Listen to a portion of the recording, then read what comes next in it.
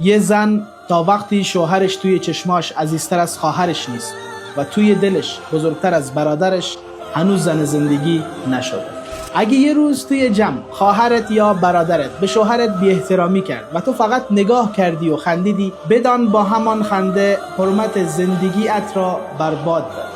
زن واقعی پشت مردش می ایستد، نه چون بی عیب است، بلکه چون او را انتخاب کرده و شوهرش حرمت و تکیهگاه اوست. پس متوجه باش، اگه از شوهرت دفاع نکنی منتظر هم نباش مردی بماند که از تو دفاع کنه.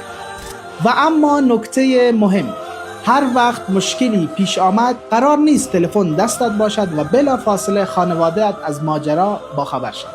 اگر مسئله‌ای هم هست بین خودتان حل کنید تا حرمت‌ها شکسته نشوند و هر کس هم جرأت نکند وارد حریم زندگی شما شود.